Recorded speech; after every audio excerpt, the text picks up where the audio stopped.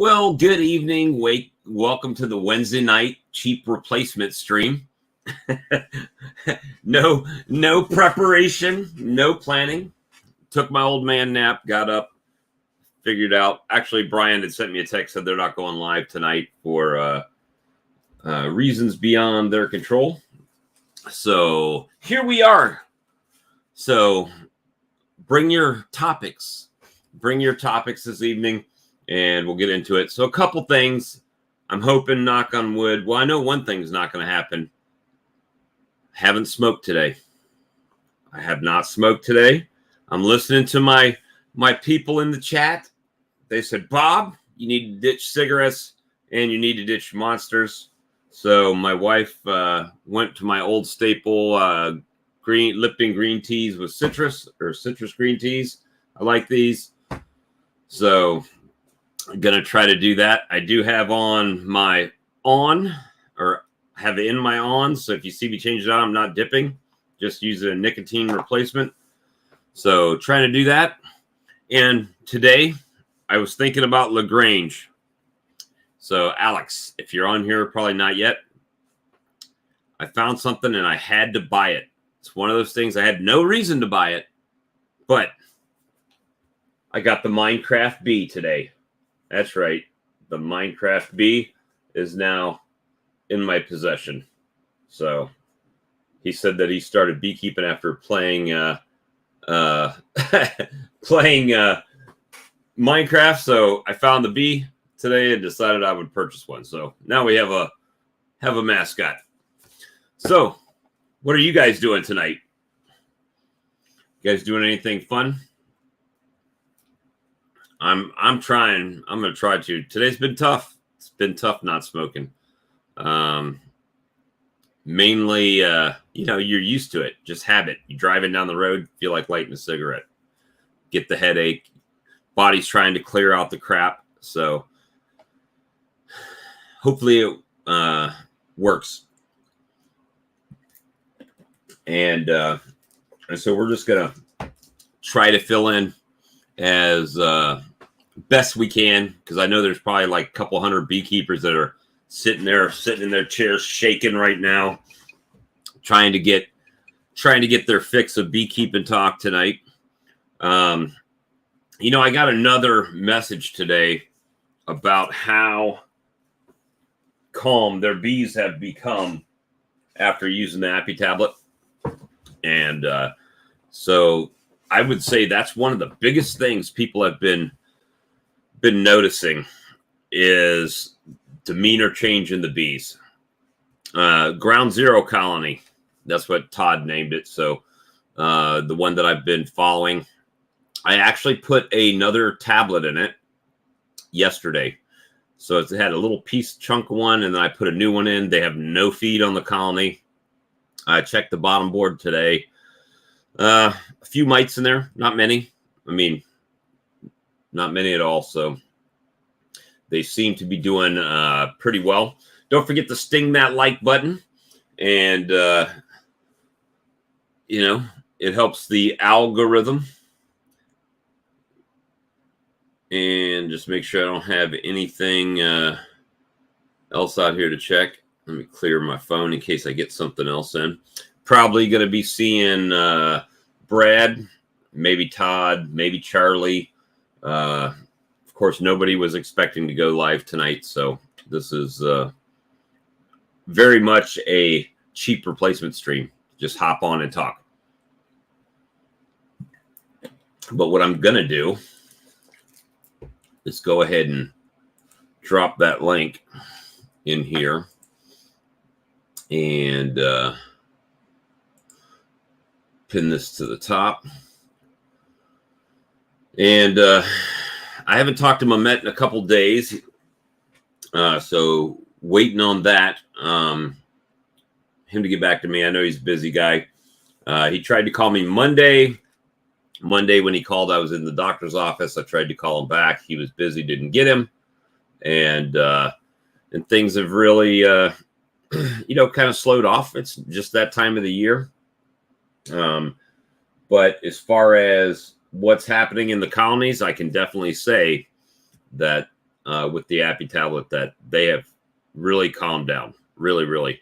I still am wearing my pullover veil and my gloves because I've been bit enough to know. Been bit enough to know to keep that. The last time I turned PayPal on the website, they just kind of there was some issues that people were having. I wasn't having issues, but other people were having issues with it for whatever reason. Hey, there's a Brad. I saw a picture to me today. I was actually watching a show called Unsolved Almost, and it was Canadian true crime. So I got to learn about Manitoba unsolved crimes. Like, is Manitoba it unsolved crimes? Is it?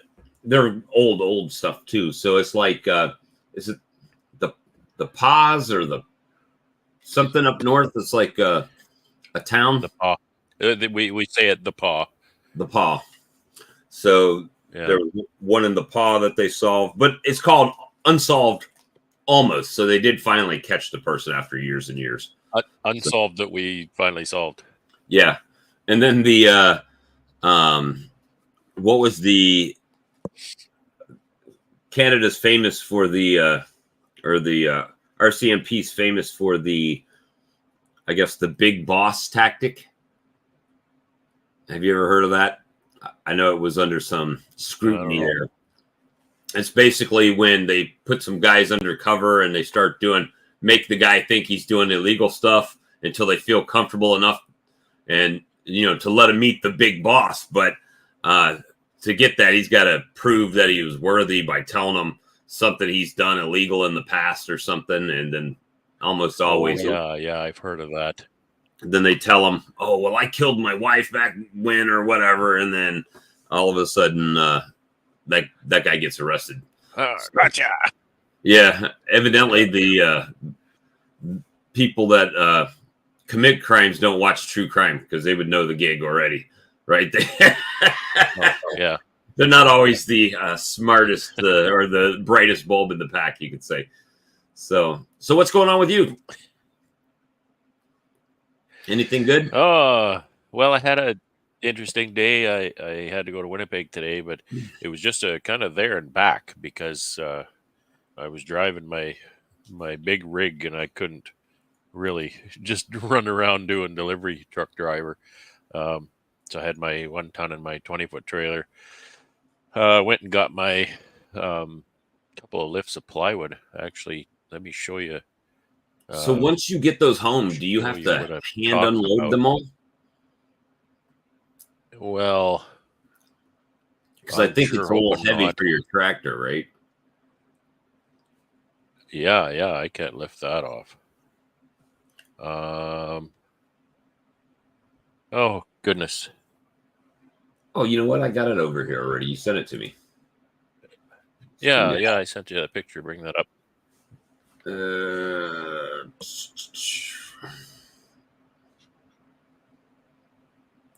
Open it up. Yeah. And what was my response? It looks too much like work. Yeah, it looks too much like work for me. Yeah. Well, there's a lot of work. There's 92 sheets of plywood there. And for building probably nearly 8,000 pounds too. That was a pretty heavy load. Going to be making bottom boards with that, or pallets rather? Pallets and covers for the most part. Yeah. See, I keep wanting to do something like that. I figured that would be great. But then I remember we have these things called hive beetles. And then I remember maybe it's not so great.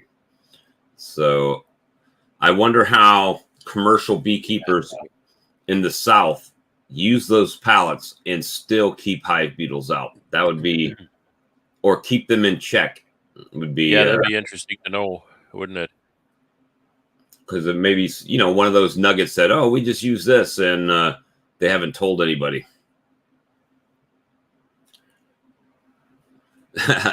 Philip ordered his wax melter after talking to Brian. The little, did you get the little crock pot one, or you got the bigger one, Phil? That's a cute wax melter. It like melts wax, only smaller. Yeah. Yep. So then I got home, jumped on the tractor, and I started moving bees around the apiary because now, it's cold now, so the bees aren't flying. So I decided to move all the hives kind of in close proximity to one another because I have a lot of consolidations to do, and it'll mean less walking around carrying beehives.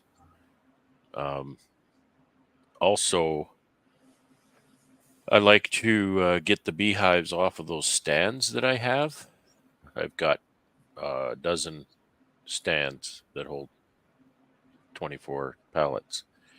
And because I don't even know how to describe it, but the way I go to get my bees, I drive down the row and I drop a hive of bees, and then I'll drop another one, and then I'll drop another one, and drop another one. So if there's stands on the ground, I can't do that. Right. And same with picking them up to put them in the building, right? But if I wait too long, the stands will freeze to the ground, and I'll either break them trying to get them off the ground, or just can't get them off the ground at all. Well, I saw Ian moved his in. Okay. He's been moving bees. Yeah, he'll be at it a couple more days. So is it going to stay cold enough for them not to want to get active, or is the fact that there's no light in the building going to try to keep them in? Yeah, it should be cool enough now outside for them to be not active, so I can move them around at will now, which is nice.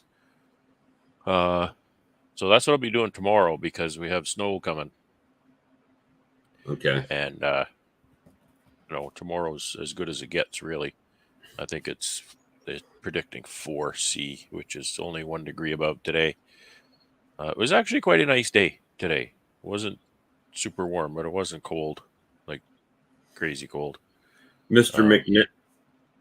McNally sent me a photo as well. Yeah. Of his. Yeah, he got himself a swamp donkey. Nice moose there. A big old swamp donkey. Bet you when those meet cars, that'll fill the freezer. Pretty sight. Oh, Alex, I'm glad you came. I got a new mascot for the show after thinking of you today. I got the since this is what got you started into beekeeping. This that's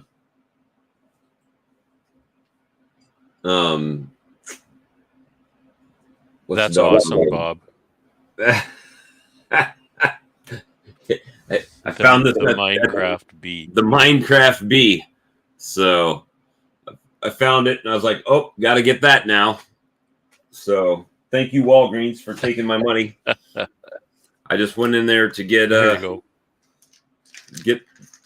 pill protector there that my wife has so graciously loaded up for me already. So I can keep my meds very nice separated. And I think that was $12. Question: Hail Hives threw a question here at me. That one? He says, I saw, seen the pallet build video, but those blue pallets in the background, those are just chips. Those are just your regular pallets that you get freight on. They're nothing special. It's just a regular. It's a heavy duty standard pallet. I like those because they don't break as often. These in the back here that I've got stacked up, those are the kind of the crappy, weak. And I'm going to sneeze. Bless you. It's pretty good. You got on the trigger, muted. Yeah, so that's what those are. They're just pallets. They're nothing special.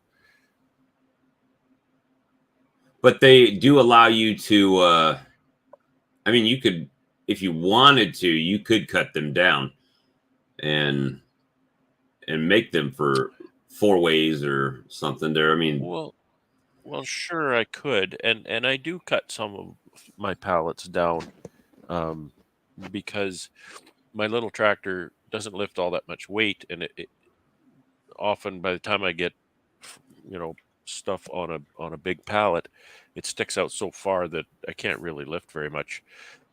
So often I'll cut the pallets down to half size, but I don't cut those down. Those are far too handy and valuable, and they would the way they're made, they'd be really hard to cut down. and you pretty Um, much use those for a wind and block. oh, these here, Yeah. Yep. these are these are a windbreak, yeah. These, and yeah, I could cut those down, but the same thing. It wouldn't work out as well as you might Just make them. imagine. Yeah, I do sometimes. I'll take one of those, and if I have a special need, I'll cut it down and make something else out of it. But these are people often tell me, they say, well, why don't you just, instead of building these two-way pallets, why don't you just use these blue pallets for your hives? And that's good. That's a good idea. However, what I don't like about that is, for one, they are too deep. They're 48 inches long, and then my little tractor doesn't lift that much. So again, I've got a capacity issue. And also, they're 40 inches wide, which my little two-way pallets that I use are 33 and a half. And so there's that extra little distance that you'd be constantly leaning over managing your colonies if they're sitting on these blue pallets. And you do that a couple hundred times in a day, and Your when you back's feel ready to that in the fall. morning. Yeah, it's hard on the back anyway, but I like to get my feet right up to the hive to manage it. No integrated bottom board at all. Well, with your system now, These all they lock into your migratory covers. So once you get the migratory cover on the first level, then the second level locks in, and third and fourth, if you go 4 high, and makes it easier. Yeah, that's right. I carry them 2 high. When I move them from the apiary to the building, probably next week, then I'll carry them 2 high. And then when I get to the building, I'll stack those 2 high. So I'll have a total of 4 high. And the fact that the runners on the pallets lock into the lids below them really make the stack a lot more stable, a lot Now, safer. on your tractor, blades don't move left and right. They only move front and back with the lean, right? No, that's called a side shift. I don't have that. Ian's forklift has a nice side shift on it. So I have to approximate that. If I want to do that, I have to just do that with the steering and just get it up real close and then turn a little bit. Line it up. Let's see. There's Ed and Tracy and Philip, LaGrange, Paul, Michael Tanguay, Brian from Flower Street, Stone River Bees is here. I talked to him on the phone today. Good talking with him. And he was watching about the land, and he's like, don't worry if it doesn't perk test, which I'm still waiting to hear back from him, the realtor, if in fact it won't perk. Supposedly there's a approved sanitation, like a sanitation system for even land when it won't perk. So I'll have to look at that. It's more expensive, of course, but won't perk. What is that? Won't perk. Perk is basically a test that the government comes out and does to make sure it's suitable for sewage drain off. It won't contaminate the water and all that when you're, gray water and all over the ground. So, right on. Sorry for, I don't know why, I don't know if it's allergies or something, but I've had it sneezing. Because I'm not smoking tonight. If I'm not smoking, it's causing you to Congested. Oh, well done, by the way. That's no small thing, and gonna try it. I've been fighting the headache and everything today, so, and no monster.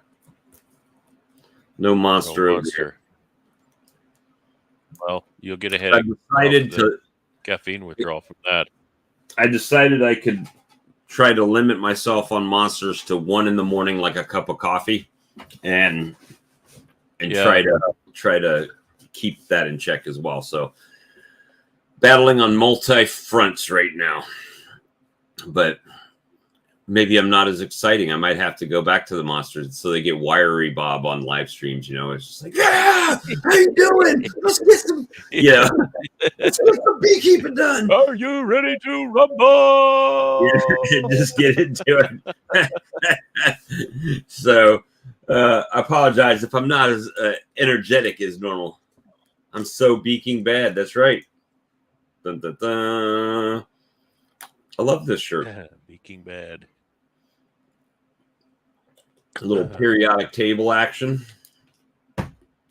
But yeah, I mean, today I didn't put any feed out. I am noticing not really robbing, but where there's bucket feeders on top, they're definitely trying to lick the syrup that is kind of dripping down the wood or running down the top because, all my hives are pitched a little bit. So trying to keep that at a limit. If it starts getting out of control, then I'll throw some feed out. But I'm trying to make my feed last a little bit longer because I can go through 18 buckets pretty quick if I'm out there every day, dropping 10 gallons in or whatever. Well, I can't seem to do anything right this season. On speculation for warmer weather, I bothered to go and get that whole tank of syrup. I don't think they've taken hardly any of it. And I'm going to just have to take it off and pour it back in the tank now. So I've caused myself a mountain of work and expense. And stress. For probably no gain. And stress. And stress. And spilling some of it. And then, well, not some of it, spilling all of it. Yeah. And, I know how that goes. Well, but what are you going to do? Like, I didn't know what to do. It's just, yeah. So now it's a mountain of work. Now I got to collect all the pails and jars, open them all up, dump them back in the tank, and then I'll probably have to go to town and get a jug of Pro Health to dump in the tank so the syrup's good in the spring. Between the monster and the smokes, you could probably pay for the land. Oh, I probably could have paid for it already for sure. Cigarettes, even the cheap ones that I smoke, even though they say Marlboro on them, they're the cheapest Marlboros that are made. And they're like $6 a pack or close, $5.80, I think. Yeah. And just trying, we'll see how long I stay on the wagon this time, but I look at it like any day that I don't smoke is a plus at this point. So just trying to keep it going on. I mean, these are pretty strong too. So now I got to start marching myself down from 8 milligrams to 6 milligrams to 4 milligrams until there's nothing in them. Then I'll probably be like, man, there's nothing in my lip. I need to. Then I'll smoke again because it's like not enough. No, I'm just kidding. It's a downward spiral for sure. But yeah, I mean, in my yard, everything's going best that can be expected. I think it was 49 last night or 48. And hey, Phil. Hey, how y'all doing? Pretty good. Hey, how you Phil. doing? Good. Yeah, I got on here for two reasons. But one is Brad was talking in the comments last night, was talking about his, was it a wax spinner that you have? Yeah. And then Bob said you had a video, and I went looking all through your videos today and couldn't find anything on it. Was it a video or was it you showing me in the back room? I did do a short video on showing some of it earlier on. I found a video about a wax auger thing that you got borrowed from Ian like 2 years ago or something. But I didn't see. Yeah. No, this was like August, September. Okay. This would have been late August when I set up or late August, mid-August when I set up my honey house. Something like that. So which one do you have? The senior wax spinner from Yeah, Max. it's the Max, and it's called the senior spinner. Yes, it's the Max spinner. I see there are quite a few videos on that one. I can't even use that one. Big money, but boy, The small one's like $800, right? What'd you say? I said the small one's about $800, right? 800? No. So Man Lake has a commercial wax spinner for $7,000 US. That's the new one. Let's see. The Max and Senior is $6,200. Wow. And I think the Junior is like 4,000 or something. Yeah, maybe I was okay. Oh. They're big money. Wow. They're big money, but I think they just bank on the fact that there's a return on investment. You get the honey out, you can sell the honey. So enough years, I'm sure, from what I've seen, it will pay for itself. It could take, I don't know, 5 or 6 years, but still, that's not that long. I did a little calculation on, I guess, what you said, and it sounds like you get about 2% of your total weight in that and honey. If you, I think you said something like 600 pounds? I think he said, I saw one thing in the chat last night was he had 12 buckets of caps and ended up with 6 buckets of honey out of the 12 buckets of caps. Well, when I used to do just a drain, I have this big Man Lake uncapping tank, and so I'll let the cappings just drain out overnight, and then I'll scoop them off into a pail because then I have to fill the tank again. When I do that, I'll have, like Bob said, I'll have about a dozen pails of wet cappings, that I haven't addressed yet. Right. And when I put them in my melter, I'll get half of that volume in honey out of that. Oh, it's a melter, not a spinner? No, it spins. No, you're not following what I'm saying. Yeah. I used to drain my cappings in a large uncapping tank. Right. Okay? Right. Yeah. And I would get about a dozen pails of cappings out of that system.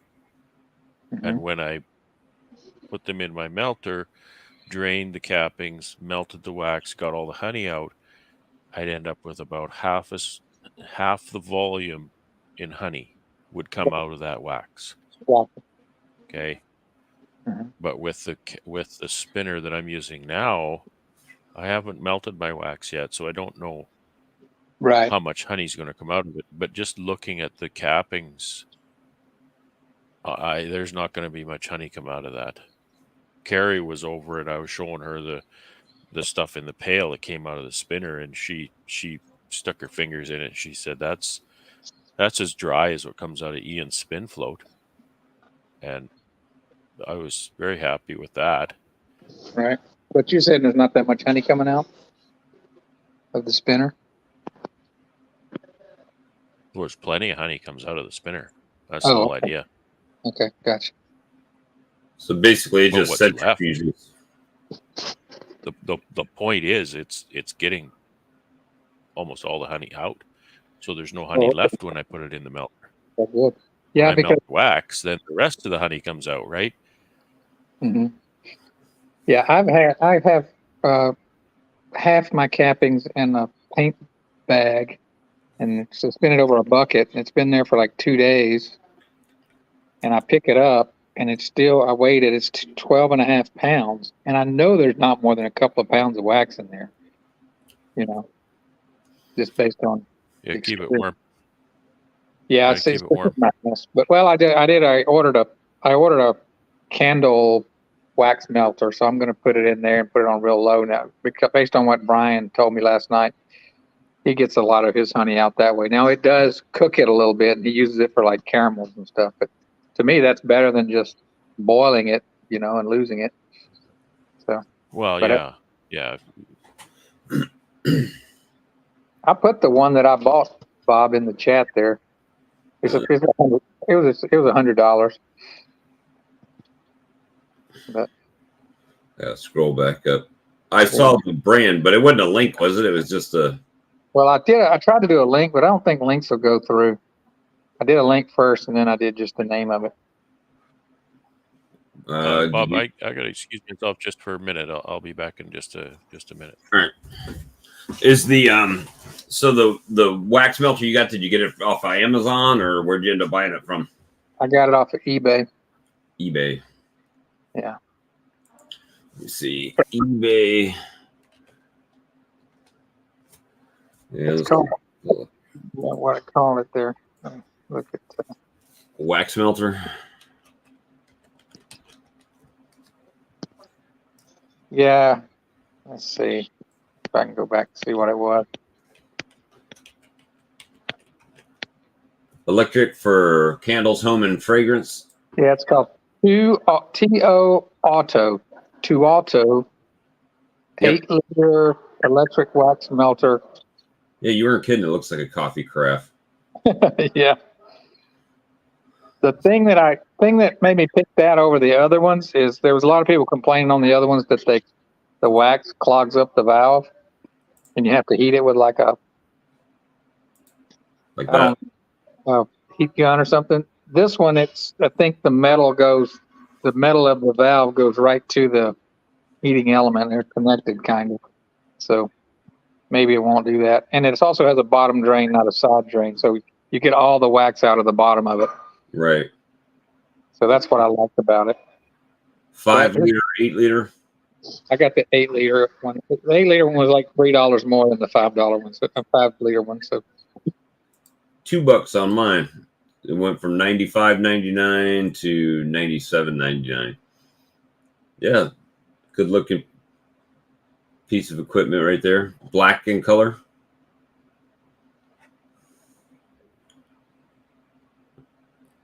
Oh. Hit the wrong button, did you? the back button instead of the X. Do it all every time I get on here. That's not a bad looking piece of equipment. I've seen. I had a guy message me saying that he bought a honey bottler. And if you think about it, this would, if you could control the actual temperature on what the setting is, and not just like a medium or something, it'd probably also work for bottling honey. Yeah, if I can get if the low end temperature, the first reading on there is 122 degrees though, which is a little hot. So Yeah, a little bit. Barely turn it on, which is what Brian was telling me he does with his. Is he puts it on the? It's got the word warm on it, and he puts it on the A in warm for his to do what he needs to do. But yeah, Brian says, "Let us know how you like it." Yeah, I will. We'll see how it works. I mean, heck, if I can get 10 pounds of honey out of it, it's paid for itself. If I can, well, maybe not that. It probably going to get 20 because it's going to be baker's honey, but still. Now you got to buy some beeswax. and I'll use it for candles and lip balm too. So. And that might be tall enough to where you could actually dip. Well, you don't use foundation, but you might be able to do the old Mr. Ed. Put some water in it, heat it up, and dip your foundations in it. Dip it, yeah. No, it might work for that. The only thing that I don't like about if you put your cappings in there and if you turn it on to a low setting, leave it on for half an hour or whatever, just kind of monitor it and then turn it off again and let it sit. Maybe let it sit overnight. I'll bet you get a lot of honey come down out of your cappings without getting too darkened. Just do it slow. I do that. I've done that with that's what I used to do with my melter. And now I could set mine a lot lower. However, it would still take me a week or more draining honey every day. Well, that's what Peter Cowan, the bee whisperer, does. He uses it's a really nice double wall wax melter, but he just puts his cappings in there, no water, and then he turns it on to like 95 to 100 degrees, and he gets some honey that way, and then he increases it And when he gets it up to 140 degrees or whatever, when the wax melts, then the honey starts darkening, and he keeps it separate. He gets the first honey. It's fine to use, but after that, it becomes like a baker's honey. But eventually, when he gets all the honey out, when wax starts coming out, then he dumps water in it, and it raises the wax up, and he pulls the wax off, and that wax is clean when he pulls it out of there. Yeah, you can do a nice job with those. All the sludge is floating at the top, and then. Well, the stuff like this I like to see because it doesn't say beekeeper on it, so it's usually very much cheaper than the stuff you buy at the beekeeper. It's 3 times the price. Yeah, that would have been $300-$400 if you bought it from a bee supply. Right. So, I mean, I like to see stuff like that. But like I was saying, I had a guy that bought a brewing carafe that could do the same thing, and he was using it just for bottling his honey. But he actually said he hadn't used it to bottle his honey yet, but he's got it ready, I guess. I don't know why he didn't try it, but yeah, I hadn't even thought about that use for it, but that could be a use for it. I looked at those things. It's just like the one Brian has back when Darren at Jerome Bee Farms was talking about his, and the only thing I thought about it for was for melting wax for making candles, because right now I use a double puller type deal. So, but then last night when Brian was talking about his, I was like, oh, I never even thought about it for maximizing the amount of honey you get out of the cappings. That immediately made it worth the money, if that works at all for that. So for the candles, it was just a convenience. It wasn't a money maker. It's a money maker if I can salvage honey. Oh yeah, you'll definitely salvage some out of it. I mean, even the uncapping tank, the amount of honey that I get just out of the uncapping tank, out of the yeah, eventually will prove to help pay for the piece of equipment. Obviously, I didn't pull enough honey this year to do it, but yeah, my uncapping tank wouldn't hold all the cappings, so half of them are in the paint strength, and the other half are still in the uncapping tank, and I let them drip for over a day, and then I closed it off. Brian's saying, I like the capping spinner, but $2,500 would be most expensive piece of equipment. Absolutely. It is the most expensive piece of equipment in my honey house. Now, I bought it secondhand, so I didn't pay new price. But if you look at the new price of things now, I guess if you look at the new price of my automatic cow and uncapper, it's going to be more than that wax spinner. But it's old. And my spinner has actually cost more than my wax melter, like full retail price, which is kind of crazy. Yeah. Because that wax melter, I think, is, every bit as complex, and there's a lot of stainless in that thing. Yeah, that's the thing. So anyway, yeah, it's expensive. Yeah, that's the thing I like about that kind of a product, though, is it's not about that it saves you time, because if you have the time, you can do the time. It literally gets you honey that you otherwise wouldn't get, so that it's literally pays for itself. It's easy to calculate that you're gonna make it back. Exactly. For sure. I'm sorry, I can't. I'm on my phone, so I'm not seeing the comments. So thanks for picking up. I guess I could have detailed a whole. I get working in my honey house, and I don't make videos, and it's so noisy in there and everything. But so every day I'd pull it out from under my end capper, take the top off it, dig the wax out of it, put it in pails, put the wax in the pails, and I could tell that it was very dry. And then, put it all back together and slide it back under the end capper, and then extract for the day, and the next morning do the same thing over again. Right. And you can literally let that spinner run it actually runs so smooth and quiet that one night I forgot to turn it off, and boy, does that ever produce nice dry cappings when you let it run a long time like that. Yeah. So that's the key. You might have a tip for this too, Brad. Something else that bothers me when I'm processing wax is I'm boiling the wax in hot water, and then there's that sludge that builds up on the top. Well, I scoop it off with a strainer. Well, it seems like you get a lot of wax in your strainer, and it seems like I'm losing a lot. So I did see a video that Cayman did with a guy out in Hawaii where he uses a perforated metal, I don't know, like a weighted plate that he pushes all that sludge to the bottom and then lets it cool. Yeah. He gets pretty clean wax right at the top. So push it down into the water, and then the water, right.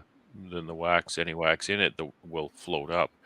That's what my wax melter has. It has exactly that, but it's big. It's like 2.5 feet across. To push down in there and push the slum down to the bottom. Okay, works pretty good. Got that built in. Okay.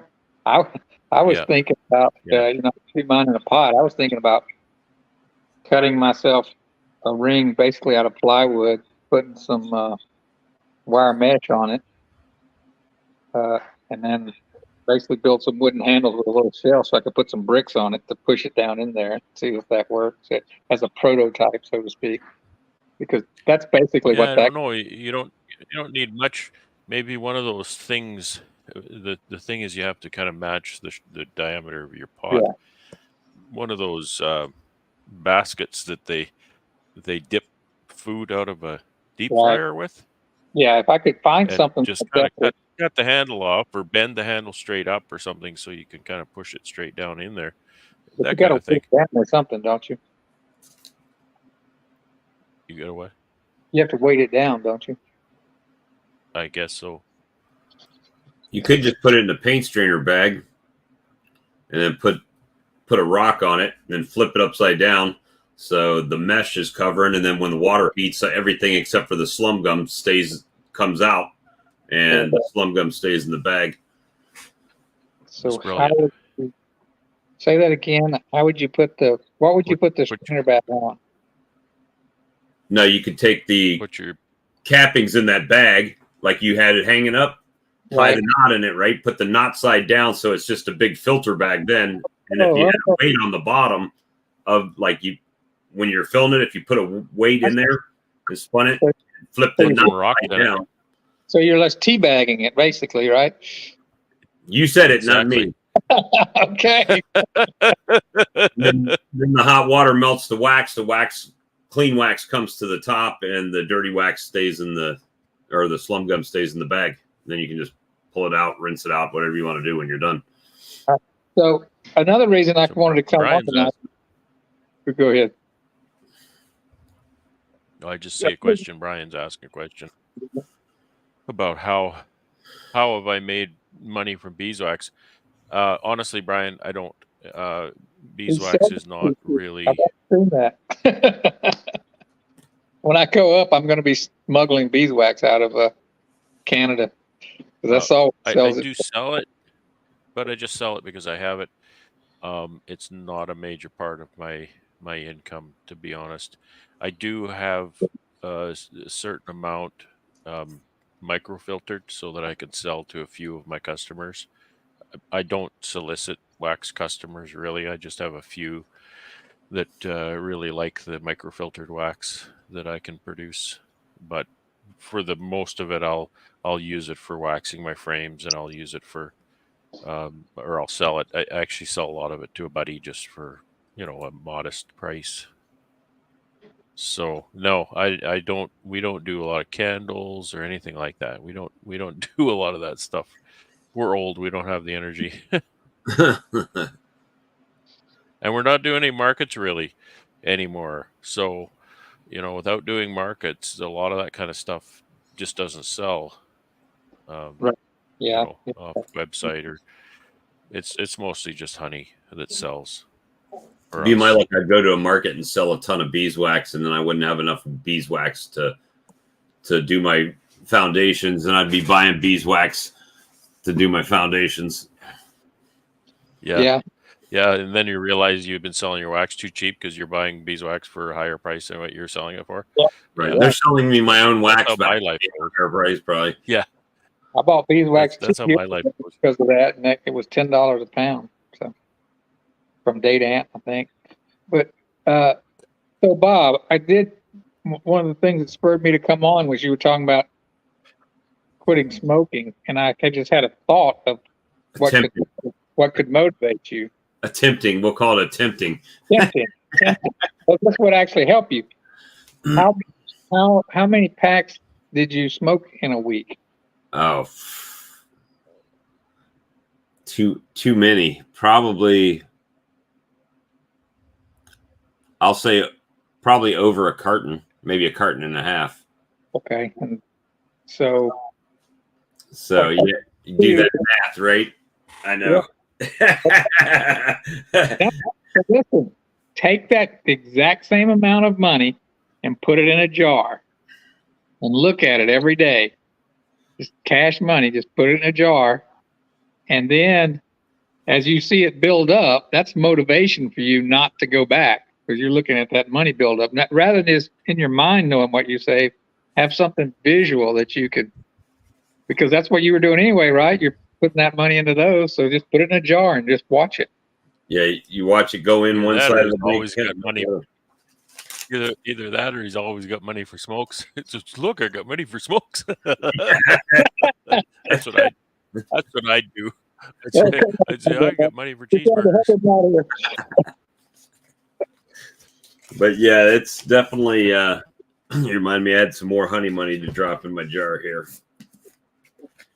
Yeah, have your smoking jar there. That's what you know what though? If you go back, only take the money out of that jar, and then you're like, oh shit, when you see how fast it's dropping, that's even more motivation to quit. Oh yeah. It's I mean, let's do that math. Carton and a half is 15, and we won't add taxes in. We'll just do base price because cigarette. $87 a week. That's just mine, right? That doesn't include wife. That's just mine. Will they charge sales tax on cigarettes? Oh yeah. I mean, it's already 60 or 70% tax anyway. Oh, Blaine said he got his license on capper today. Cool. Did you get the automatic or one like mine, Blaine? So that's about $4,500 a year in cigarettes. Mm-hmm. Just mine. So probably double that, or my wife didn't smoke as much as I did, but you could easily say $8,500. Got the manual. Yeah, now I've got a grandkid, so and already have health problems that you guys made a lot of sense. Now, Yeah, I hope you know how the law says you have the right to remain silent, but not always do I have the ability to remain silent. So it's the same thing. I need to quit smoking. I need to quit monsters, but do I have the ability to keep doing it? Yeah, see, and that's the downside to me. When you say food will taste better, yep, and I don't need it to taste any better. You see how big I am now? If it tastes better, it'll be even worse. Wow. I don't need food to taste any better than it does already. Right. Cigarettes are a tough deal because I've just known so many people that had, their health was so bad, but they managed to figure out a way to go out on the back porch and still smoke, even though it was killing them. I mean, literally in the moment. Well, you know what? You guys are going to think so bad of me on this. But in the last few years, we've gotten a lot of vagrants / homeless people. And if they're standing out there and smoking a $5-6 pack of cigarettes, that's like the first sign. If you got money for cigarettes, I'm not donating you any money for whatever. It's like you could buy 5 cheeseburgers, or you could buy a couple of cheeseburgers for the $5, $6 in cigarettes. So yeah, it seems that way. So, but then again, I understand the other side that maybe they want to quit and just can't. Yeah, and I think that's it with a lot of people. I think it's just nearly impossible. Well, I'll try to quit smoking, and then all of a sudden I'll get a letter from a lawyer or something like that, and I'm like, shh, not today. Aggressive. Can't have this today. I'm on what's today in the month? 24th, 25th. So I haven't had any whiskey since the 1st of October. And I'll tell you what, after about 4 or 5 days, it was pretty bad. But now I don't even, not that I'm not going to drink it on October 31st, which was my goal. But I can tell you it gets better, I guess, the longer you're off of it. Gets a bit easier. Yeah. It's like that with anything. Yeah, Honeybee Compound says you won't do it until you want to. Yeah, I mean, I do want to, but I want a lot of things, right? But I can't do that either. Want a store, can't open that right now. Want a piece of land, can't do that right now, apparently. You'll go through some tough days. If you can get through those, then you. Oh, I'm not worried about me. I'm worried about the guy that's giving me the tough day, making it through the day when that happens. That's what everybody used to say. I wish you'd quit smoking. I said, you don't know how many lives this saves on a daily basis. That I just haven't snapped on somebody. Matter of fact, I'll tell you, I actually was early for work today and had all my stuff in, and I was out of the office before my boss even came in. He said, "Hey, you coming in today?" I said, "I've already been there and gone." He's like, "What? What are you talking about?" Because I'm always late, right? So he was surprised. And he says, "Well, I need you to stop back by." So I ended up having to go back in. And of course, the no cigarette is like, "No, you don't want me to come back in." This might have saved that part-time job that you talked me into. There's a guy in our scout troop, and he only drinks sweet tea. He doesn't drink coffee. But he always tells the scouts, "Don't ever forget the coffee box when we go on a camp out, because you don't want to see these adults if they don't get their coffee." Right. That's how it could be with these smokers too, I guess. Hold on. What did DC say? Bob, if you ever think you need a smoke, go kick a hive without a jacket on. That will change your mindset real quick. Well, hey, my bees are kind of chill right now. So I like that. That's good advice, DC. Larry Moore says, "Good luck, Blaine. I'm down to a 12-pack a day of Dr. Pepper."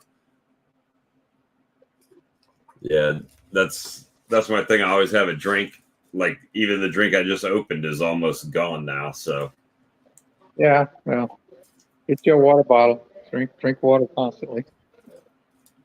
Russell asked if I get snow. We're supposed to get some snow. Ian's going to get a lot more snow than I'm going to get, though. He's going to maybe get a foot of snow. We should get maybe a couple inches here. It's going to come through Thursday, Friday. We had 78 degrees today. That's high. 77, I think, or 78. And it was cloudy. So we're getting 30-degree weather swings right now. Like 48 overnight, 78 during the day. So someone asked me a question yesterday, and I said, well, I think it's more that the bees are confused with, like, they'll go into a colony and it's like, well, last time I was in here, there was a bunch of eggs brooding larvae. So it probably was because it was warmer temperatures. And then overnight, when they cluster at 48, some of it chills out, then they pull it out, right? So it's a smaller cluster. And then, it gets 78, time to lay it back up again. And then up 48, got to pull it back out again. So I think they're just a little confused at the moment around here. Yeah, Jeremy says it was 58 to 88. It just swings. Hey, yeah. Keith, good to see you. Yeah, we're not getting swings because it's been overcast, like a blanket, keeping it warm here. But I'm sure when it clears off, we'll start getting that. Yeah, they know the days are getting shorter too, with the daylight hours and everything. They must be packing them full of air like the bags of chips. So don't get me started on that. Chip price is $6-7 a bag. I can't even replace cigarette smoking with potato chips because potato chips cost more than cigarettes do. Yeah, potato chips, my week. It's insane. That's yeah. Oh. Potato chips are like me too, man. Potato chips are my kryptonite for sure. Yeah, potato chips and ice cream. So I started trying to do like the popcorn and stuff like that. Speaking of popcorn, hey Alex. Popcorn, Alex. Charlie's packing for his trip. You guys are you doing, guys? Hold on. Yeah, Larry Moore said, Bob, can I ask a question about the supplement tablets without causing any issues? I don't have any issues. It was never me having an issue with them. Yeah, you can for sure ask questions. So what'd you think about the Minecraft bee, Alex? What'd you think, Alex? It's adorable, and I was playing Minecraft before I came. Now, if you saw this in the store tomorrow when you went there, would you buy it? Probably not. I'm not a big fan of clutter. My house is full of it. Specifically for this show, when you popped in, I was like, I gotta get it. I don't even know how much cute though. I'd be tempted. Let's be honest. I'd be tempted. And I had to make sure when I looked at it that it was the bee. Yeah, it is the Minecraft bee. That's what you call the power of suggestion. It's like everything else in It's the stripes on the side. Yeah. Nothing about that looks like a bee except the stripes on the side. Utah B-Man said Northeast Utah was 71 for a high, forecast of 43 high on Sunday. Oh, Brad, I've been working on just straight up creamed honey. It's turning out pretty good. The texture is amazing, but it's not seizing. And I did chill it overnight in the fridge. It's still somewhat viscous instead of solid. Yeah. I'm not a creamed honey expert. I don't know if it's the honey or if it's the process. I did mix it at least 15 times. Like 15 minutes out of an hour. How's the moisture content of your honey? I didn't get your honey. How's the moisture content of your honey? I'd have to check. It was 17% when I harvested it. Okay, that's pretty good. The higher the moisture content of your honey, the harder it is going to be to set it really nicely. I think that kind of makes sense, right? And that's partly why canola honey kind of creams really nicely because it's generally pretty dry. You can get canola honey 14% pretty easily. So I don't really know what you can do with that. Well, it's a soft set. It's good. It does, honey. Like when you scoop it out, it does like keep the indentation for a while. Then it flows slowly back in. So it is partially seized. Have you done the peanut butter yet? No, I didn't try peanut butter because I'm iffy with allergies. I don't want to like poison somebody accidentally. Well, if you put peanut butter on the lid and they still buy it, I don't know how that could be your fault. Yeah, I do list the ingredients on a small sticker. Well, you have to list ingredients and you have to eat your ingredients. You buy peanut butter in Canada and it says ingredients, peanuts. And then under that, it says contains peanuts. Don't be an idiot. This has peanuts in it. But that's considering Canada. The name says creamed peanut butter, honey, kind of give it away. I know. It's peanut butter. It has to say on the back of the label contains peanuts. It says on the front of the label it's peanut butter. And it contains and yet the peanuts. Law says you have to put on the back that it contains peanuts. And it contains peanuts. And yet the law says you have to put on the back that it contains peanuts. I was like, really? If that's not apparent to you, you should not be doing the grocery shopping. You should get some help with that, I think. So And you certainly shouldn't be driving. I got to jump off here for a little bit, but I might jump back on and I'll be listening to it anyway. All right, I'm gonna grab a drink. I'm gonna leave it to Alex. I'm gonna leave it in Canadian Russell hands. says basswood honey doesn't set as fast as some honey. It takes 5 to 10 days. So, keep it in cool place. I know sometimes it does take a while to set. So, keep it in the cool place. What do you just put it in your fridge? Yeah, I'll put it back in the fridge. I left it one night in the fridge. Like I said, it got a really nice. The best way I can think of it is soft set. It's still malleable. Yeah. Well, nothing like wrong if with I that. take the container and flip it on its side, it slowly creeps down. Yeah. I don't think there's anything wrong with that. It's just that's what it is. And the texture is amazing. Like when you eat it, it's so creamy. smooth. Yeah, perfect. That's what you want, man. Way to go, Alex. What is the ratio of your starter? Is what's about 10%. Like I bought a 1 kilo and you can jar. go higher. You I can know, go higher but with I had starter that's too, all I had. I had a 1 kilo jar, so I just I'm put just it saying all that in. It's now, I don't know. So if you start with 1 kilo and you add 9 kilos to it, that's 10%, right? Yeah. Then how long do you have to spend that before you can add more? The container for the mixer can have 6 quarts. I don't know how much honey that weighs. If you so it's roughly 6 liter. So I'd say a liter is approximately a quart, and a kilo of honey is 750 milliliters. So how long do you have to spend that? Well under a quart. 10% before you could add more runny honey to it. Well, like I said, I did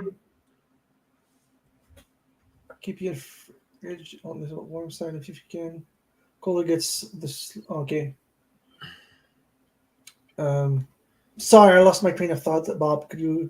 No, so you start with 1 to 9. That's 10%, and then once you start mixing it up, how long do you have to mix it until you're like, okay, now I can add more runny honey?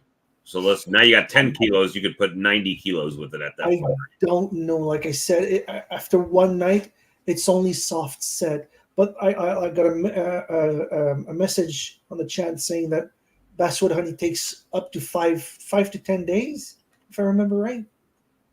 So 5 to 10 days to set when kept at 57 Fahrenheit. I typically look at a week to 10 days to let the cream set. Okay, I just haven't let it set long enough. Well, this is see, my creamed honey, when my guy creams my honey, he'll cream it and he'll pack it, and of course the jars I don't know, but the pails, I can feel the pails. I'll pick it up and they'll be squishy, right? And then I bring it home and I'll put it in my cool-ish building, and it'll sit there a week to 10 days, and then it's like not rock hard, but it's hard. Okay, so it takes I just a while. have to let it set for longer. Once I have this, like I said, it's 6 quarts. Once I have that, I can do a 3-gallon pail pretty easy, and then from then I can cream a lot more honey. Russell says about a week. Wait. Yeah. Then I'll let it set for longer. That's good. So, Bob, I think to answer your question is you need to wait that long. You need to wait until it's fully set before you want to go ahead and use that for seed again. Yeah, that's what I thought. Right. So I can't wait to get my creamer. So do I. Experiment. I gotta sell. Like I said, I have 2 orders for this weekend.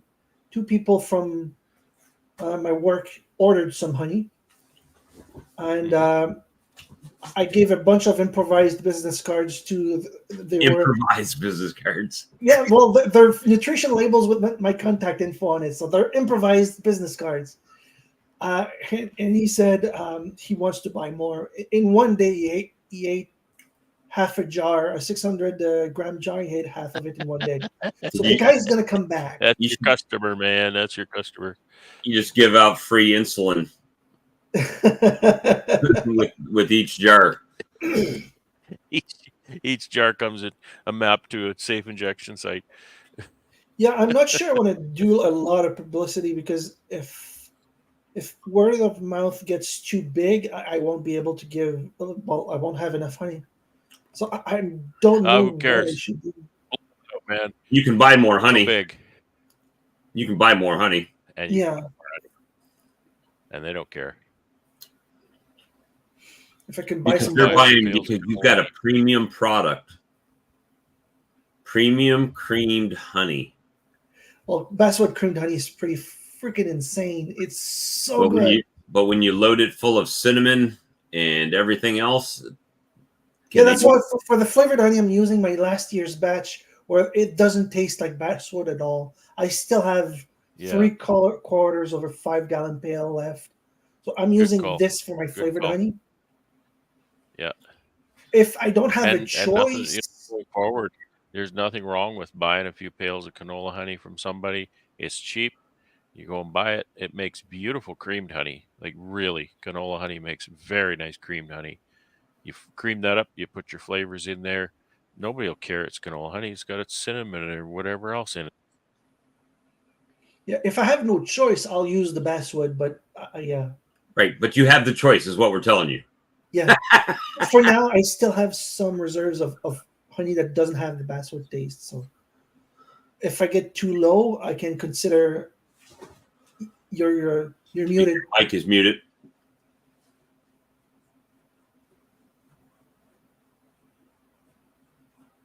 But This button, there's a button and it gets pushed. I'm fidgeting like I Because would I be can't late. see on the screen. When it mutes, I can't see on the screen, but it's just a button and it's got a light on it. That's why I use my mouse to mute myself in straight in. So, how much honey increase do you expect next year? Now that you have drawn combs, you've got more colonies than you started with. I don't know. Probably double, maybe more. Okay, so build for that right now. Because next year you don't want to have double the honey and then can't sell it because the word of mouth isn't strong enough. So that's kind of what I did. Is when I started, the word of mouth was picking up, and the word of mouth was actually faster than I could produce and more than I could produce here. So I started buying a bunch of honey, and then as I grew, I didn't have to buy as much honey to fill their need. So I grew into my customer base. Okay. And eventually you'll find a spot where I can only do this many colonies and I can only produce this much honey, and my customer base and my honey kind of equal out, you know. Well, for now, 30 hives is the maximum I want to manage. Once I get a pickup, I might be able to get more, and that should be fairly soon. That's the standing ovation, Alex. That's it. I'm a proud papa listening to you say that. Why? Because that's kind of what we've been trying to say to you all year long. Is you don't need 100 colonies, Alex. You need this many colonies. You need to. So yeah, it's kind of that's good. Yeah, next year I don't plan on expanding the apiaries. I have 2 apiaries, 15 hives each ish, and with that, I realize with that I can easily once Michael says you need 2 more trees. I don't know. This one tree gave me 1,200 pounds of nectar. But once I have a pickup, it's going to be much easier to have more hives. That's the yeah. Yeah, So I echo Bob. It's thrilling to see you finding your path. You know, because when we started talking earlier this year, it seemed to me that you saw some role models and some examples. You know, I remember there have been a lot of talk about James and what he was doing and whatnot, and and that's great to use role models and to get examples and stuff, but a person really needs to find their own path, and I think you're starting to really find it. I think you're really on the Well, cusp James of is a finding really your good path. example. Like he's at where I want to be, and he got there so Yeah. fast. Like, But he's got. I believe It's if a he needs big to go over to my the friend. Bank of Canada and borrow something to do something, he probably doesn't have an issue like some of us smaller guys do. So with And the just simply facility, Alex. And I'll throw this. There's Popcorn Charlie there. hey, Hey, Charlie. I'll just hey, throw this in, Alex. Uh, in my case, what I did, um, I had land, I had equipment, I had buildings, I had trucks and trailers, I had my little tractor, I had a wood shop to build stuff, and I had a lot of uh, infrastructure. a leg up. I had infrastructure. I was a lot farther along than than than you are. You're working with a car still, and looking at replacing that with a truck in the near future, and that kind of thing. So my worry was that you do have to find your own path. To look at the examples and to look at the role models is great. However, to set expectations that you're going to be a James next year, that's not going to happen, my friend. So that's your path. You need to take where you're at and make a path between there and kind of your goal. And that's happening. And that's really fantastic. yeah. The last thing I want to do is shoot myself in the foot. I knew that going like I was starting to think maybe I could go 15 hives higher. Then I realized no, that's a bad idea. Just harvesting from 10 and managing the other 20 was close to the what my limit. So no, I realized I can't go above 30 without like seriously shooting myself in the foot. And what I think is happening is in that whole process, you're also learning how to manage the hives, like you just said, with what time you have and the resource that you do have, which is good.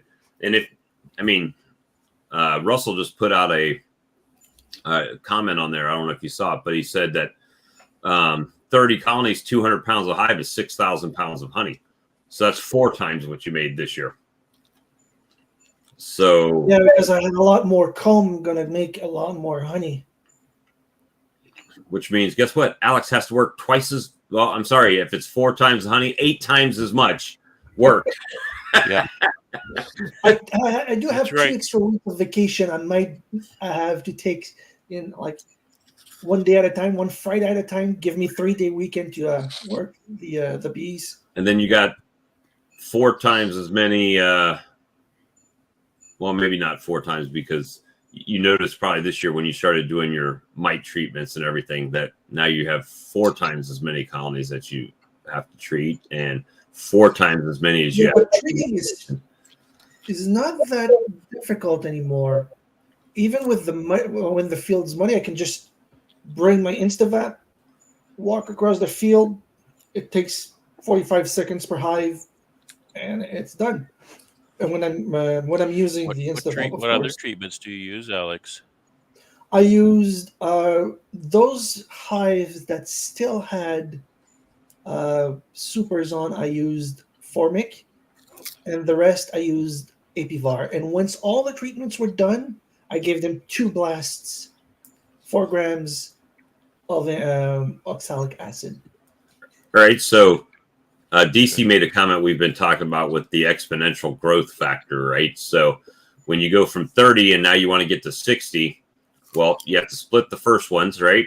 And then you have to have 30 boxes, 300 frames, 30 lids, 30 bottoms, 30 hive stands, 30 entrance reducers, 30 more feeders, 90 more supers, 90 more supers to go on top of them. So now you're, 900 frames to fill. Then 900 more frames, right?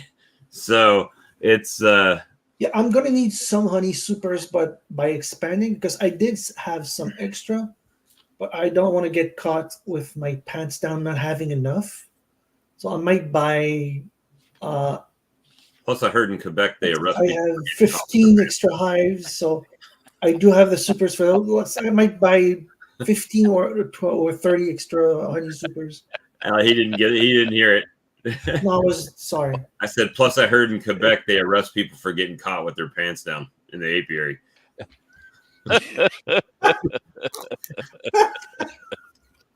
Apiary moon. God, that's the bee. So stupid. It's the bee moon. That's what makes it funny. It's so stupid. And if you ever wake up in your dream and you've got all these bees flying around you, it's funny because I was playing with those in the game like this evening. It's even got 6 legs. Huh? That's awesome. It's even got 6 legs. That's awesome. Yeah, they do. Yeah. and some that's hilarious. Some nice wings. What did you say, Charlie?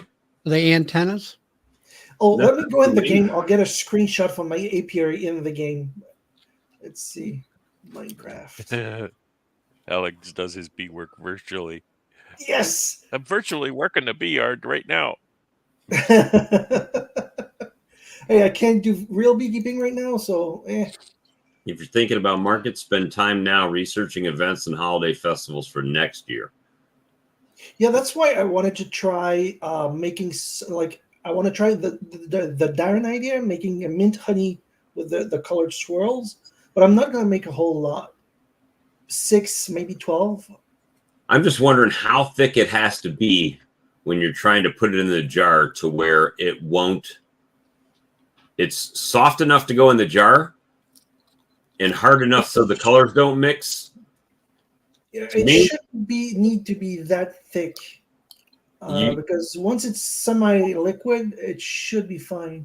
You're a better man than me because I'd be like, yep, tastes like mint. Looks like all the rest of my cream honey. White. There you go. Yeah, I want to see if it's like, or make a whole jar of green and a whole jar of red, and then they have to buy a red and a green one. No, that's why I want to see if it's worth the bother because, well, some people are allergic to food coloring first. So I want to see, like, let's say I buy 12 bottles. I make 6 with the swirls, 6 just straight up mint. See which of the 2 sells faster.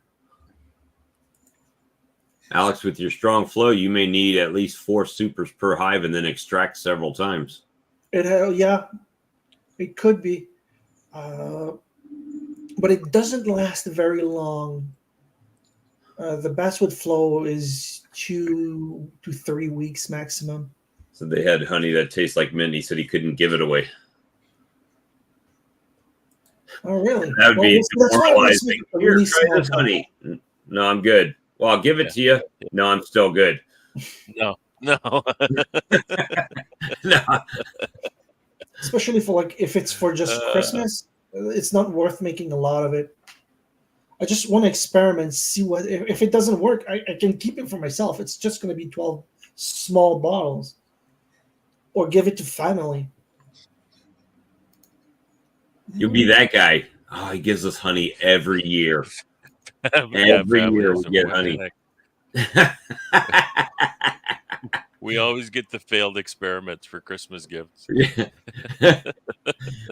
Like green and red make purple, right? So if you start giving them purple honey and it's not blueberry, they'll be like, what was this? Why do we have purple honey? Oh, well, it was green and red, but it just kind of mixed together. Just sell it on Prince's birthday or something. Oh, I'm gonna try and for it's gonna be just for family, but I'm gonna try making a Halloween honey with a black and orange swirl. See if they like it. I'm gonna make maybe there's my sister-in-law doesn't like honey, but I have 2 brothers, my parents, and maybe my niece would like some, and it's her birthday on the 29th, so. Along with a gift, she's going to have some Halloween honey. Alex, make a pumpkin spice recipe. Yeah, that sounds a good idea. Make a Pumpkin pumpkin spice. spice honey. That stuff is delicious. And that goes for Thanksgiving. That goes for Christmas. It's a long. You can sell that from the middle of September till the end of November, probably. I'll go to Yep. Amazon and add it to my wish list as a reminder. Pumpkin spice. I'm gonna mute myself before I start typing. Click, click, click, click, click, click, click. Yeah. Charlie, Hmm? get all packed up. I'm there. I just gotta get everything lined up, list made, checked off, all that stuff. So got some of the stuff in the car. Put out my notification. Man, you guys are gonna make me go 7 days a week this week. Well, I didn't go Monday, so it had to be 6 days. And I start vacation Friday as well. So did Brian, all of them took off today? yeah, Brian sent me a message, said they weren't going live. Of course, I didn't see it till right before I got up to watch their live. And then I was like, well, I'll go for a little while and see what happens. See what kind of shenanigans we can talk about tonight. And not much happening in the bee yard. No. Everybody's looking good, so we'll just Yeah, I went out to the yard, checked that one hive that had a feeder on it, and it still had, I don't know, quarter inch or so. Quarter to half. Charlie, did you check the oil? My dad used to say when I'd go on a trip, he'd be like, "Do you check the oil in the car before you?" Actually, last Saturday I changed the oil and the filter, and I pumped up all the tires. You And still change your own oil, or you take it somewhere? No, I change it. I have a rack. Did you see what Keith said to you, Alex? Hello, brother Alex. I'm your long distance kin, twice removed Yeah, I saw from your that. dad's aunt's husband's side. I'd like some mint creamed honey. You No, could, no. if you think about it, you could be like the Baskin Robbins. When you get so big, Alex, you could be like the Baskin Robbins of honeys, right? That They got all would be these a different nice flavors. business model. You can make some pistachio honey, some wild cherry honey, some strawberry honey, all different flavors and kinds. Yes, I said pistachio, so somebody's going to probably shoot me on that. Pistachio. I love pistachios. They're awesome. I like pistachios as well. So when you heading out, Charlie, for your trip? I'll leave here about 4:45. On Friday or Thursday? Yeah. Tomorrow. Tomorrow morning. Oh, tomorrow morning. I was thinking you had to work a couple more days. No, that's why I'm getting ready tonight. Get up early tomorrow morning and head out. And it's a travel day, and we stop and see one person on the way down and visit a little bit, and then head on down to Floyd and then check in, and then tomorrow night's honking on Thursdays. So maybe we'll go over to the store and do some honky tonking. I had somebody send me a screenshot, and some of you people will, I think it's lavender. I'm not sure. You guys probably will know better than me, but it's a purple flower. It looks like well, I don't think lavender is usually like a bush, but it might be lavender. And it says, so crazy, or so today is October 25th, and the bees are pollinating like crazy. Kind of strange because they seem way late considering summertime is over. What do you think? And I think, first of all, they're not pollinating. Pollinating is in my opinion, is a side benefit. What they're doing is collecting pollen or nectar from a plant. And in that, they're actually pollinating, right? Because they're moving from branch to branch to collect food. And that's where the pollination is at. So Mark Miller's... See, usually the lavender plants that I've seen is like a little teeny bush on the ground. and it's real thick. That's more like a. Well, that could be lavender that the guy just has not done anything with. Doesn't matter. I mean, it's going to be 80 degrees up here this weekend. It was 78 here today. Yeah, it's in the 70s here today, and then next week it's supposed to take a 30-degree dip. Yeah, I'm not sure what that plan is, guys. That was one that a guy from work sent me that somebody had put on his Facebook, and he's like, why are the bees pollinating? Oh, because if they need pollen, they're coming to get the pollen. And it just happens that when they go from one flower to another. He says it's Russian sage. I think Russell's pretty right, I think. Okay. Didn't look like lavender. All right. And so they're actually pollinating is just the fact that they're collecting pollen and other stuff and moving from plant to plant. Good night, Morgan. And so that's just one of those things they do. So when someone says they're pollinating, well, they are, but they don't know that they're pollinating. They just know they're getting pollen and nectar, right? Mm-hmm. So is Blaine leaving? Yep. Good night, Blaine. So did you you're all buttoned up then, Charlie? You're done until spring. Except for I'll come back I'll get out there next week if it's going to be cold like it is. If it ain't really too cold and I get some daylight, I would do some OA vape. Right now, all I got is this one hive that's taking down that fluid, and I figured I was going to go ahead and take it off. And I'm like, nah, it's still a fair little amount, not much, but I said, well, I'll just leave it on until I get back until next week, and I'll take it off. And everything else is buttoned up, and they've been flying. I haven't been up there during the daytime when I get up there. Usually it's either cloudy or the sun's going down behind the barn, and they're all much pretty inside. But yeah, I mean, they're all filled up with honey, sugar water honey and stuff like that, and they got the mouse guards on them. And when it gets really cold and stays cold, then I'll put the chloroplast boards underneath the screen bottom and shut them up. Of course, I'll be doing that with the OA vaporization, and I'll take and scrape them and put them in there, and then hit them with OA, and then come back about 3 days later to see what kind of a mite drop, just to get a sort of an idea. I don't really go by that, but it's a general indicator of what's going on. And then when it gets cold and stays cold, and then I'll put my wraps around the hives that are out past the building out there. And like I say, next couple months I'll go out there a couple times a month. That's about it. That kind of a thing. Right. So, I'm pretty much done. Uh-oh. What? Russell said he got 8 hives treated with OAV, then the stem broke off the bowl. 10 left to do.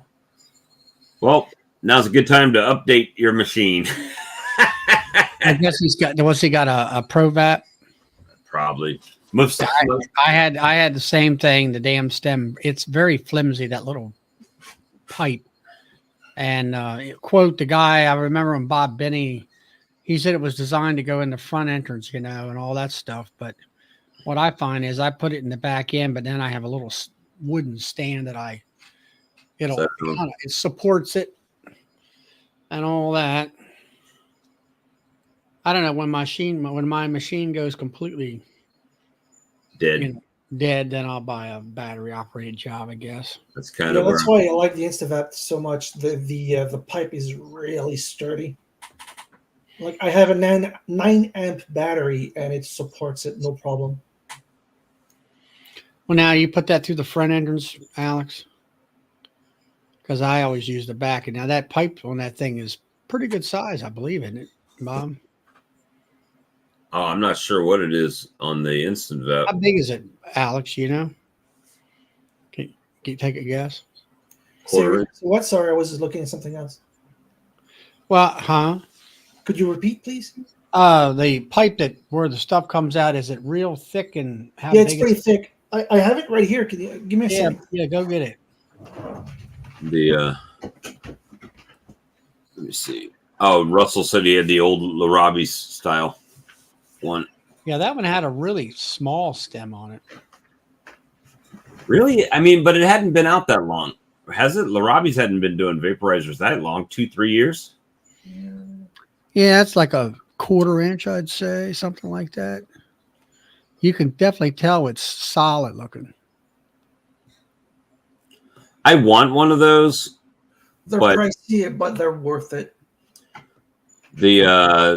Yeah, so the one I got now was $500 when I bought it. So it's kind of like it's 3/8 of an inch. 3/8, okay. Yeah, I have a Jono. It works really well, but having to bring my car next to the bees, I can't. Well, it's like, you know, I got a generator and all that stuff. I'm set up, you know, and it works fine. I put it on the back of the truck, and I can, you know, just drive down through there. I'm good to go when it comes to that. So, like I say, until it finally burns up.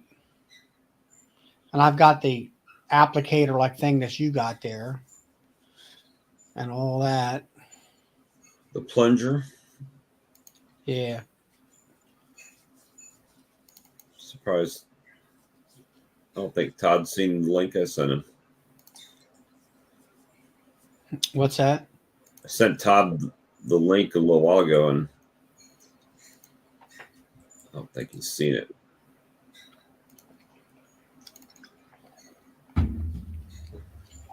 But yeah, I ordered some of these hex jars last night. They should be here tomorrow or Friday. 30 of them for $26.99 with the twine, with the little bee that goes on them and everything. Yeah. Now DC there's talking about he's rewatching my videos.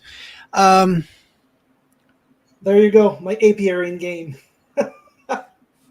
That's his Minecraft apiary. How many colonies you got? Oh, I don't know, like 10 or so. But look at all the flowers. They're doing the trick. Do you have to plant flowers too, or do they grow on their own? Both. Planting helps, but once you have some, the bees create more. At least it's used to work like that. I've only recently started playing again. Alex said, Alex has made some nice investments: instant vap, license extractor, the wax dipper. Yeah, I want to be a full-time beekeeper, so buy once, cry once. Yeah, you bought good stuff. Like my tools, I buy DeWalt because I know it's high quality.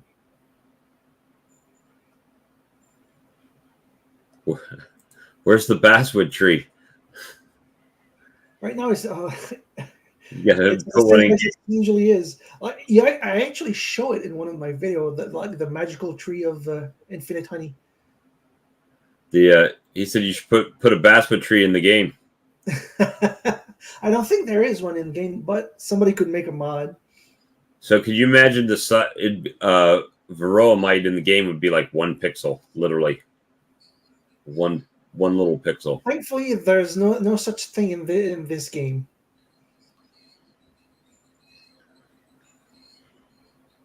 Brad's, well, that's either straight fresca or a concoction. Farm sim. Oh, he did go to town to get wood, so it's probably not it's probably a concoction. Well, you saw the rig I was driving. I went nowhere but to the terminal and then back home. I'm not going to do the grocery shopping in that thing. What was that term? That might be a sign there's a problem when you call that grocery shopping. Yeah. Going to the liquor stores is grocery. The liquor store section of the grocery store. Bring up that picture. Charlie didn't see that picture. Bring that up, Bob. Okay. Charlie just Well, got up here. it was straight Fresca, but you know, You hooked it up a little not bit. anymore. It's a little more interesting now.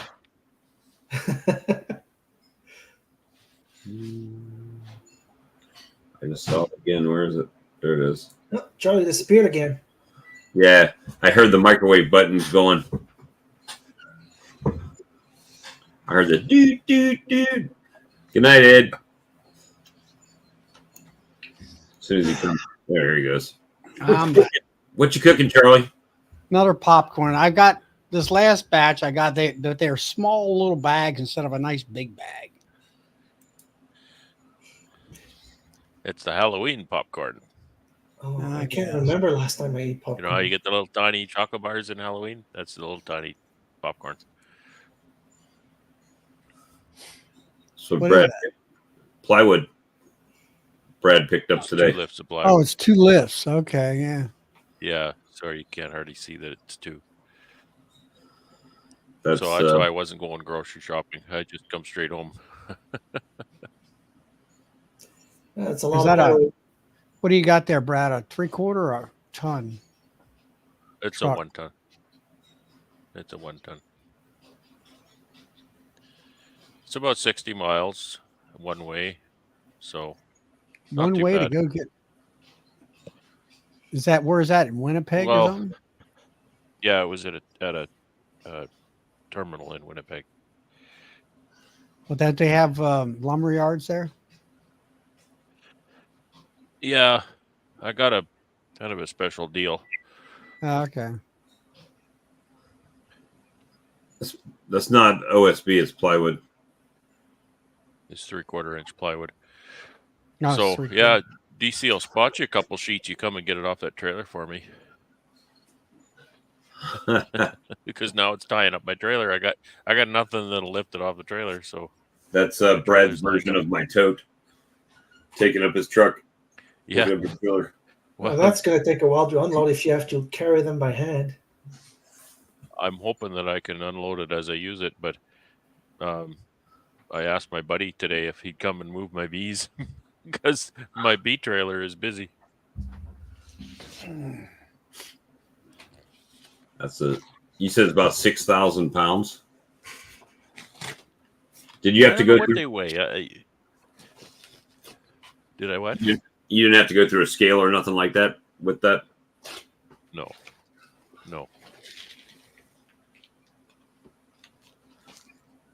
Charlie, you got the button on your microwave that just says popcorn?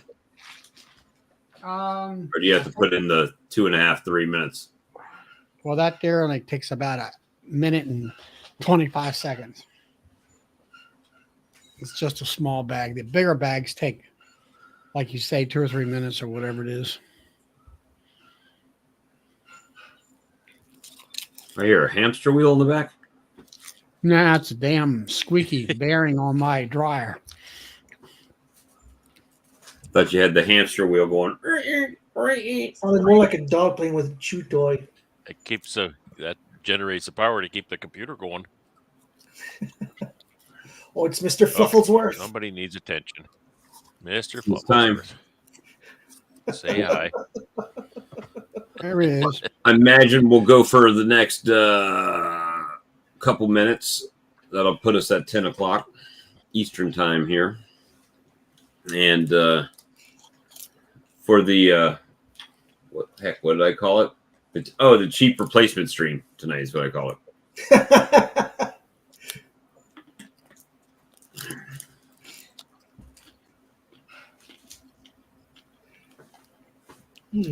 I added up the weight of all the lumber in the house that we were building until I started getting depressed and stopped. There's a lot of wood in a house. A lot of lumber, man. You know, it's surprising to me. It was in 2014, I think, that I did the roof on my house, and this is an old 1953 house, and it's shiplap, sheeting on the roof. And so we took all the shingles off, the old shingles off of there, and then I resheeted the whole roof with OSB, with 7/16 with OSB. And, you know, when I think of that, I think of how much that stack of OSB weighs, and I just put all of that right on the top of my house. All of that weight right on the rafters. It's pretty amazing, but it did a nice job. Made a nice new roof for putting the new shingles on. Did you reshingle the roof, or did you? No, you used the old shingles again after Okay. he took them off. Yeah. What kind of shingles? Like,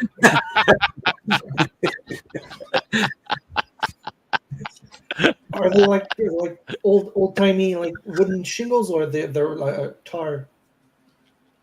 No, they're asphalt shingles. They're called Okay. a fiberglass shingle. They have a fiber. They're not just a tar paper shingle. They're a fiberglass substrate, and they're called an architectural shingle. So and it's a single tab. It's not a 3-tab shingle like you commonly see. So it's a single tab, and it has, hard to describe. It's called architectural. It's double layer in part of the areas, so it actually looks like, well, it looks a little bit like a cedar shake roof. It's got more texture to it than just a straight single layer. Plus, it makes them stronger, so the wind doesn't catch them as much, which is the primary consideration here. I saw, So because there's we did a full. YouTuber I watch. He built a workshop, an earth bag workshop, and part of it, like the metal working part, has a he made, like, I think cedar shingles one by one using like just hand tools. Like, it's a lot of work, but the result looks The so guy's name good. Roy Underhill. No, Chris Harbor. Was it a cedar shakes? Shingles, like a Cedar shakes. shingle roof. Yeah, they call them shakes. Cedar shakes. Okay. I Yeah, think it's it was cedar. thin. Could be wrong. It's a thin piece of cedar with it's wedge shaped.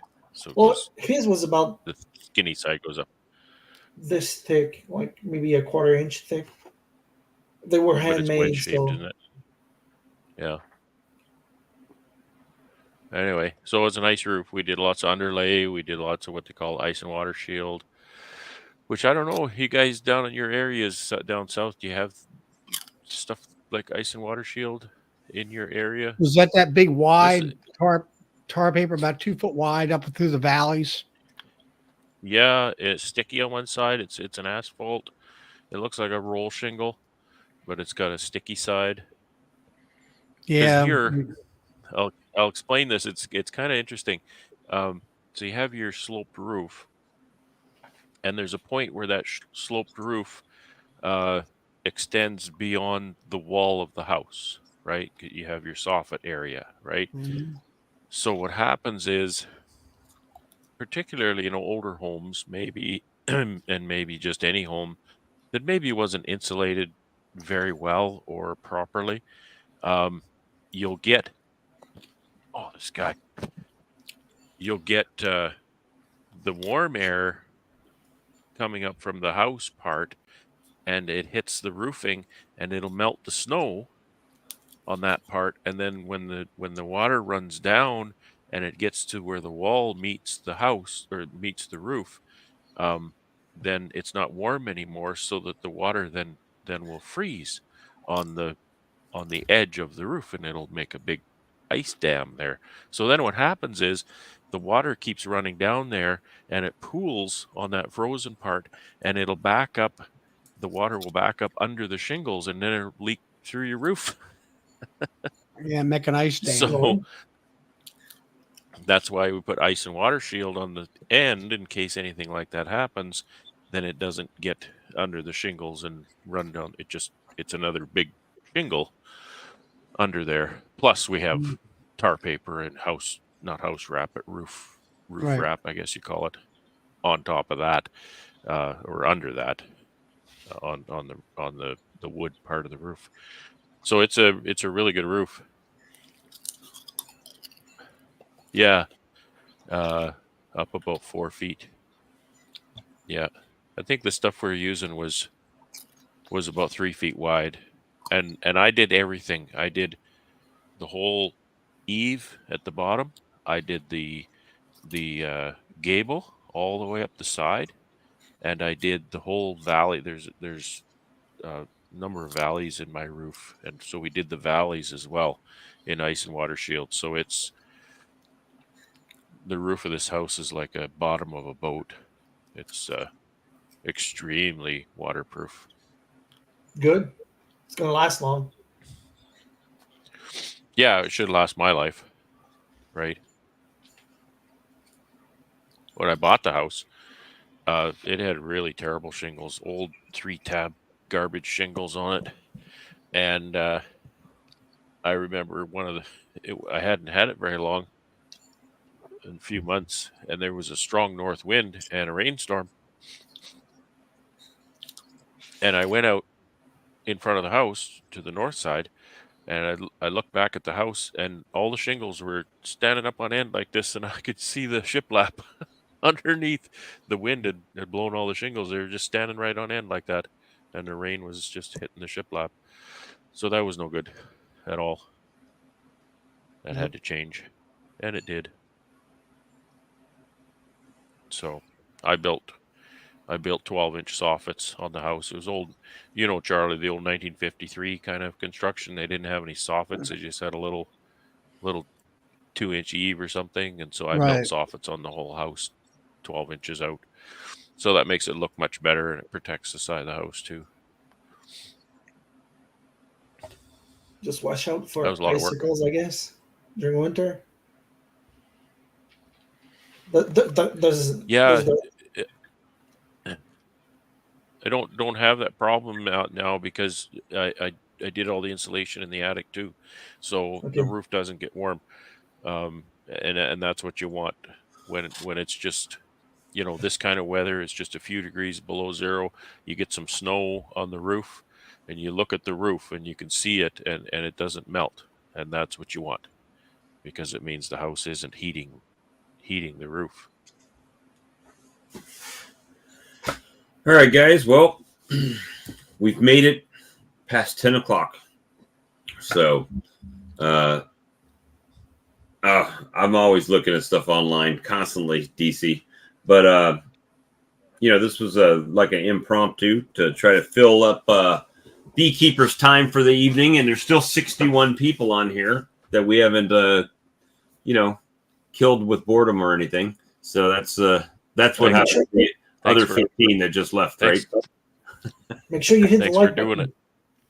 And we'll obviously have some more coming up. I don't know what next week's schedule is going to look like for me yet. So I know we've got the conference in Mississippi that I'm going to be at. I just don't know what day I'm going to head out there yet. And Randy McCaffrey called me today, so I think he's planning on me coming to see him, because he said, you'll probably get to see my truck next week. So he was saying, you'll be amazed. He would probably be saying, how do I even work out of this thing? Because there's so much stuff jammed in it. Well, they said, was it your dad in Mississippi, right? Yeah, Mississippi. Where was that? Did you see an accident on television where they had a big pile up and 7 people died, and it was on some kind of a bridge? I didn't see that one. Now I have to go look at it. So I have to go search it out. I saw there was a shooting in Maine today, and I think they said 7 or 9 people died, and that they would expect the numbers to go up. So I guess there was wounded people they're not expecting to make it. So let's see, if we were in Canada and our ammo was in a separate room, stuff like that would never happen. See, just made the point right there. DC saw it. Get me going. All right, guys, we're going to call it an evening, and we'll see y'all next stream. Thanks. All right. See you. Good night, everybody.